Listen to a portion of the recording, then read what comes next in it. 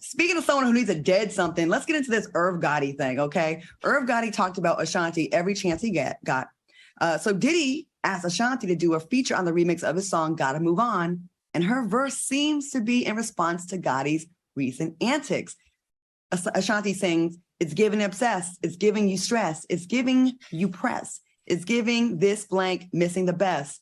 But it's been 20 years, please cry less. We can see you in your tears." I mean, do I even have to ask, Al, do you think Ashanti's verse is about Irv Gotti?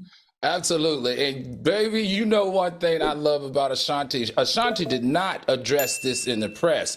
How she addressed it was with her pen. And we know Ashanti pen, when she is writing, she is one of the best, or one of the top writers that, listen, in my time have witnessed. Remember, she wrote for J-Lo, she wrote for Nelly, she wrote for Tupac, she wrote for Lil Wayne. Now, the song I didn't care too much for, but I love how she took what she was going through with him and she penned some stuff that made a lot of good sense to me. All right. I'm here for it. Q, what do you think? You know what? I just want to add some texture or some perspective to this thing, because everybody's trying to make it seem like, Irv Gotti is still heartbroken and he's still in love, so on and so forth.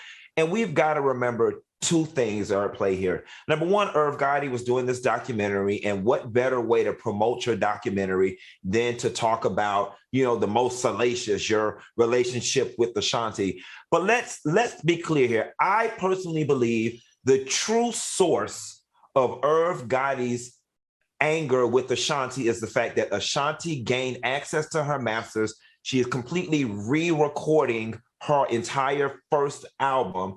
And Irv did an interview saying, I basically feel like she's taking money out of my mouth. By re-recording the whole album, he gets completely cut out of the royalty situation. And I think that is truly what set Irv Gotti off, not he's missing Ashanti after 20 years.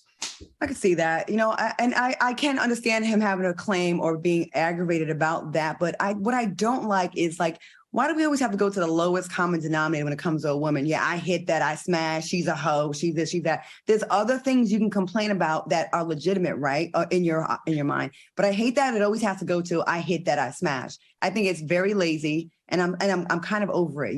It's like, when you can say nothing else, you go to that. And then society eats that up every time and no proof needed of anything. We just go ahead and believe every single thing, every single time. And it's annoying. Well, it's no different than women. When y'all get mad, the first thing y'all go to is he got a little dick or he gay. Well, it goes both ways. Well, I only say he had a little dick if he did. And if I loved him, I'll probably never tell you because I cared about him. You know what I mean? So, yeah. Mm-hmm.